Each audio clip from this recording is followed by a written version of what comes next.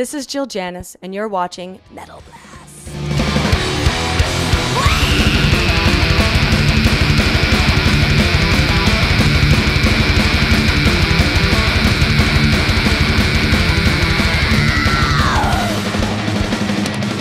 Well, my name is Jill Janus. I'm the lead singer for Huntress. We're a heavy metal band from Los Angeles, California. And it took me about nearly a decade to find the musicians for Huntress. I started off in opera. Just as a child, I was born with a 4-octave coloratura soprano range, so my mother started taking me to auditions, and she knew I loved metal in my early teens, but refused to let me participate in any type of band because it would ruin your voice. So it was an interesting upbringing in that aspect. It gave me a lot of discipline, and so I believe everything happens for a reason, so that training is now the foundation of my screams. When I moved to Los Angeles, I met a band named Professor, the underground metal band, and I played them a couple demos I wrote, and then we joined forces. So Huntress was birthed. As a band, what would you go with Huntress? Well, we're 5 kids that love heavy metal. We love the Nawabum sound, so we always stay true to the roots of heavy metal, and while keeping it modern and current and melodic. So, it's to write music that we love, and it just so happened to turn out that other people love it too, and here we are in Europe touring. Not counting the EP Off With Her Head, this year you saw the release of your first album, Spell Eater. Mm-hmm. So tell me a little bit about the style of the album. Well, we've been pegged as melodic death thrash or melodic blackened thrash. It's strange describing what genre it is. It is heavy metal to me. Spell Eater was recorded with Chris Rakestraw in Los Angeles in January of 2012. The album was released in May this year, and basically after we recorded that record, we were put on the road immediately without an album. We joined Pagan Fest America, and then after that we also joined up with Dragonforce in the U.S. as support, and then a slew of Metal Fest this past summer, a few summer dates, and then here we are again with Dragonforce as direct support for their European tour, and that's all promoting Spell Eater. Well, yeah, I actually thought it was very interesting that once again you're touring with Dragonforce, especially because in some reviews of Spell Eater, they mention that there are some Dragonforce-like riffs, and they say that there is a little bit of power metal inside. What do you think about the association with power metal for an album such as Spell Eater? I've never heard that from a review, but I don't read reviews, so that's probably the first thing I just wouldn't know.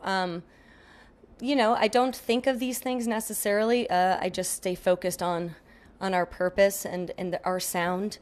Regarding having a power metal vibe, yeah, totally, because the vocals can be really dramatic, and I think what ties us together with Dragonforce would be that element of fantasy and the riffs. So yeah, Dragonforce has been amazing for us. A really, really good opportunity. It's strange because we are a lot heavier than they are, without a doubt, and sometimes we can scare their audiences easily. So, but again, what ties us together, I think, is that element of theater and the element of fantasy.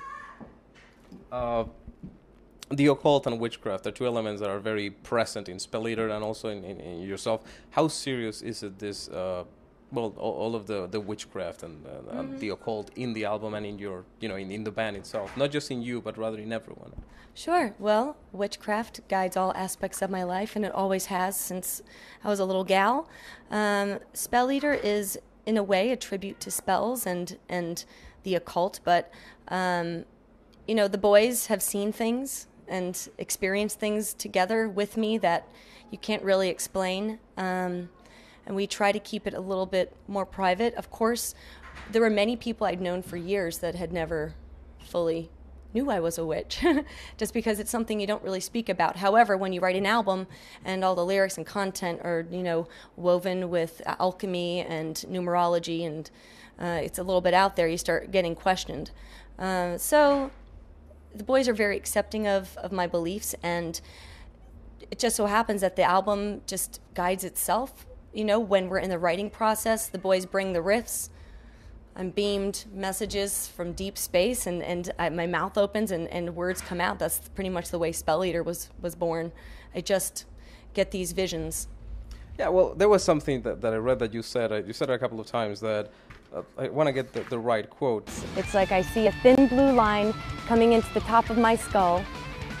Words are given to me, and I wail. What? I'm an artist. The best way for me to explain that is just that's how many of my lyrics come to me. I feel as if I'm very connected to another realm, and often that is just for me as an artist. There's many ways that people tap into creativity. This is just one way that I do. Many artists suffer for what they do, and go through drastic measures to receive creativity. So this is quite mild in comparison to many other stories I've heard. The fact that there is this witchcraft element reminds me a lot of another American band, Coven. Uh-huh. Were there an inspiration in any way for you or for the band? Not really. I really do adore Coven. I really do. And I love a lot of that 60s, 70s proto-metal, and it kicks ass. But for me, I find very little inspiration in other females, especially female front people. I relate better to men, and I often try to, I do this, is I attempt to unsex myself when it comes vocally, So vocally, my goal is to be sexless. I don't necessarily need to be called a female front person, but of course I will be, and the way I look and the sorcery I use and the imagery and all this. But for me, there's no real inspiration from other bands necessarily. It's really something that just is organic and just is kind of magical the way it occurs. Well, you mentioned that you like to be considered sexless in terms of musically. Correct. But at the same time, the imagery is very sexualized. Absolutely. So why did you decide, on the one hand, to do that imagery, and then the other, that you want at the same time to be sexless? The imagery will always be feminine and will always embody the power of being a woman and a witch. This is sorcery. This is what I use to draw you in. I'm not ashamed of it. Vocally speaking, I would like to be remembered as a vocalist, not as a female-fronted band. It's just something that it's integrity. It's something that I would like to achieve for myself, is having a voice that's timeless, that's just me, that's not considered to be a female voice. There's a lot of work I do on the vocals, which blend the melody and the pureness, but also bring in the brutality with these lower guttural death metal vocals and screams.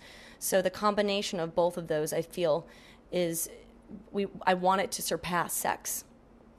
Well, regarding surpassing sex, one of the interesting things about metal is that it's a bit of a sausage fest. Mm-hmm. So, which is cool. So, what sort of negative and positive effects do you get out of this very sexualized imagery? Do you find that can be negative for you? Well, sure, it can be negative for anybody. Once women decide to show skin and put themselves in a position where they're going to be criticized, you could get burned.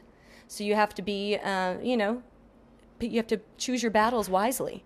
I personally am not afraid of anything. If you got it, flaunt it.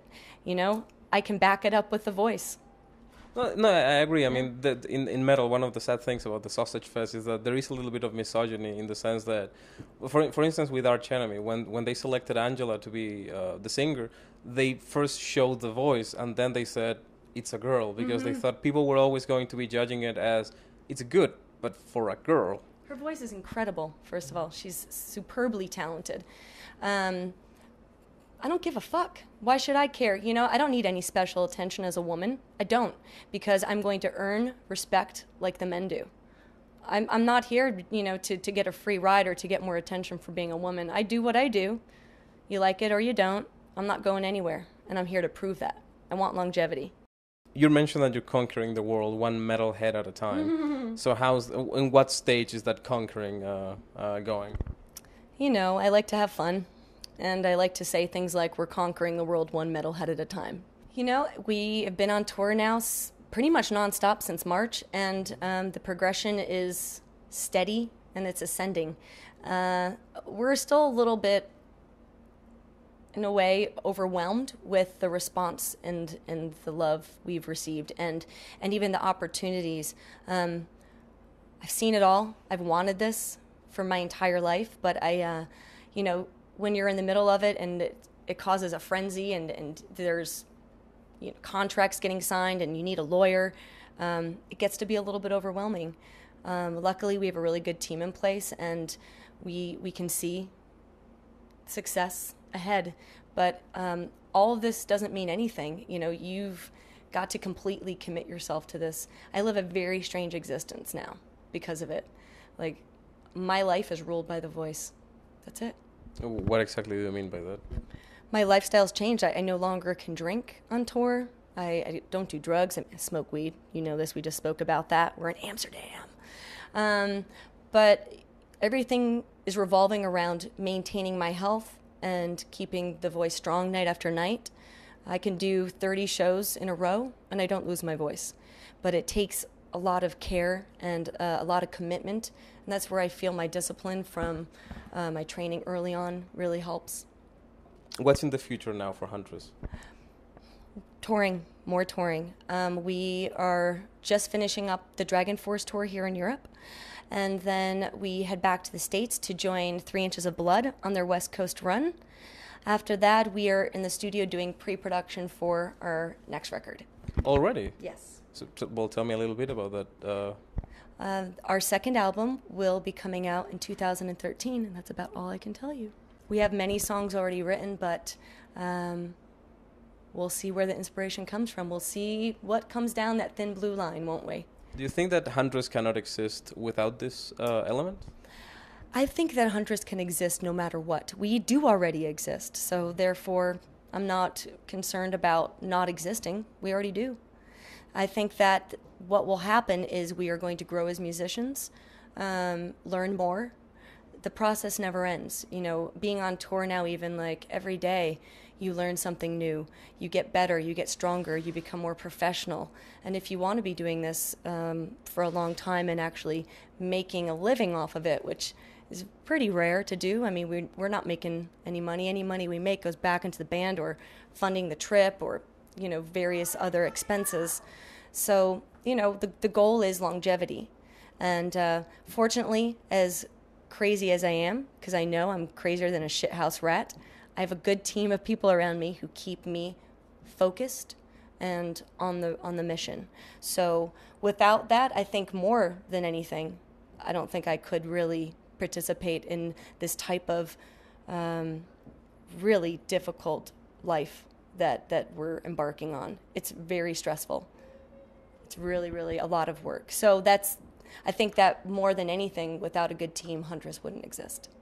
But when it comes to the team, you just refer to Napalm Records and your band members, or there's more people behind you? There's more people helping. My management, Jackie Kaiser of 10th Street Management, she kicks ass. Having her on my team is a really valuable. I don't talk about it much, but I really feel that without that type of infrastructure, without an awesome record label, without an awesome manager, that's really what we are relying on most of all. Yeah, I think that a lot of people probably don't understand that behind a band there is this huge a group of people it's more important than most people realize, especially for, again, you know, I am a girl. I'm more vulnerable to many changes, especially on the road. You know, we first started touring in a little van, so I'm in a van sleeping, living with my dogs in that van with 4 other guys. You know, it can, you know, a girl can go kind of stir crazy. So I do have to help. I'm sorry, you were living with your dogs in the van? Yeah. We always tour with our dogs in the U.S. No, yeah. Yeah. They're great dogs. They're well behaved. We love animals, so we try to keep them around as much as we can. One of the amazing things about Huntress is that you signed with Napalm right away. I mean, you just released your EP, and Napalm showed its interest and signed you right away. The story behind getting signed to Napalm, I asked the tarot cards to reveal one song that would become an epic metal tune. Eight of Swords chose us. We wrote the song. We put all of our money into the video. It was self-funded. We met a man named Simon Chan who really believed in the project and believed in the concept that I had for the video. And it just really did magically come together. We then debuted that video on noisecreep.com in the States. And when it hit, we knew it was going to be interesting. We knew that we were going to gain a lot of attention. But the frenzy that ensued was not expected. We had about 9 labels trying to sign us. And the tarot card told me. Well, the thing is about Eight of Swords is that it's just a great song. I mean, I saw I'm surprised that the video was self-funded because it's a really good video. I mean, you didn't just let's play in a warehouse and just film ourselves. You went all out, and yeah, that's amazing. So I mean, the reason why there is interest is because the band is just very good. Oh yeah. I mean, we work really hard at being top notch. I mean, that's the goal, is to be excellent musicians. Put everything else aside, all this witchy stuff. We're a really good fucking band, and we're all very focused. And take everything else aside, all the metaphysical shit, everything surrounding the occult, take it all away, strip it all away. What you have is 5 talented musicians with one goal, one vision, one focus. When Eight of Swords came out, when we were signed to Napalm, we abolished all of their ambitions. I gave up my house, I sold my car, and I was living in that van for a good 6 months and staying in hotels, staying with friends, whatever I could do just to make sure I was focused only on this band. I now have a little apartment, I'm able to keep my dogs there, but when this happened, when it occurred, I literally gave up everything else to focus. So it could also just be that. My beliefs are my beliefs. They guide me. They are my creativity. It's what makes the music memorable and also gives it the otherworldly sensibility. But take all that shit away, all right? You've got 5 really talented musicians with one vision. There was also another association that you have and that you announced in your website. Apparently you're working with Jägermeister? Yeah, we're sponsored by Jägermeister. That happened pretty quickly as well. And now we're teaming up with Jägermeister, and we've got Sweden Rock confirmed for a festival next year with Kiss and Rush, Doro, Witchcraft, Amon Amarth. I mean, we're beyond. It's just amazing. And we are also confirmed for Hammerfest in Wales. It's also a killer lineup. And we have some more announcements coming very soon about more festivals, but I can't talk about them yet. Well, clearly everything is just going up for Huntress right now. Of course it is. But it can all go away in an instant. So we're very, very grateful and very humble about the whole experience. Any final message for your fans? I always say to those seeking purpose, never ever give up. The vultures can wait.